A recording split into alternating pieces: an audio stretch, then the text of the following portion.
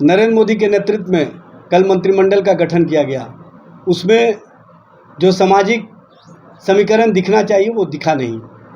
बिहार से 8 मंत्री बनाए, लेकिन एक भी अल्पसंख्यक समाज के नहीं, एक भी राजपूत समाज के नहीं, एक भी कुशवाहा समाज के नहीं, एक भी वैश्य समाज के नहीं। जिस तरह की राजनीति एनडीए के नाम पर की जा रही है, ये सिर्फ और सिर्फ अपने वजूद को बचाने के लिए एनडीए के सारे नेता इकट्ठे हुए हैं। दरअसल विचार को बाजार में खड़ा करने वाली भारतीय जनता पार्टी और कहीं ना कहीं उनके एलाइज इस तरह की राजनीति करके समाज के सभी वर्गों के साथ जो न्याय और जो चेहरा दिखना चाहिए वो दिख नहीं रहा। 71 सदस्यीय केंद्रीय मंत्रिमंडल में एक भी अल्पसंख्यक समाज का चेहरा नहीं होना, 18% आबादी को उपेक्षा का शिकार बनाना कहीं ना कहीं विकास की श्रेणी से भारत को दूर करने का प्रयास है।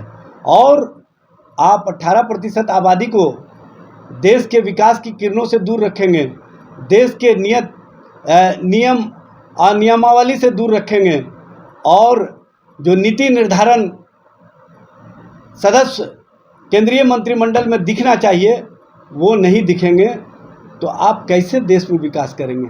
आप कहते हैं सबका साथ, सबका विकास, सबका विश्वास, लेकिन एक बड़े वर्ग का विश्वास तोड़ करके आप कौन सी राजनीति कर रहे हैं नरेंद्र मोदी जी?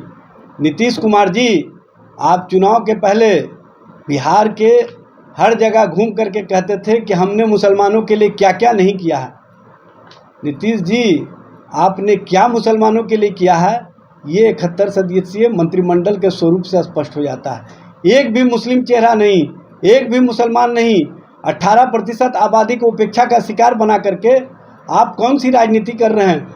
और एनडीए के नाम पर जिस तरह से भारतीय जनता पार्टी और आरएसएस के एजेंडे को लागू करने का प्रयास किया जा रहा है, ये किसी भी स्थिति, किसी भी तरह से देश के और देश की राजनीति के लिए ठीक नहीं है। इस पर भारतीय जनता पार्टी एनडीए के नेताओं को जवाब देना चाहिए, और जवाब देश का हर वर्ग मांग रहा है जिसको आपने मंत्रिमंडल से उपेक्षित रखा है। बिहार का हर वर्ग जो अपना चेहरा देखना चाहता था, उसमें चेहरा दिखा नहीं। आपने उन्हीं वर्गों को अपने साथ जोड़ने का काम किया है जो आपके साथ कहीं ना कहीं अपनी राजनीति को एक नई दिशा देने में आपके साथ जुड़े हुए हैं। आप उन वर्गों को नहीं जोड़ करके कौन सी राजनीति कर रहे हैं, कौन सा सोच बना रहे हैं?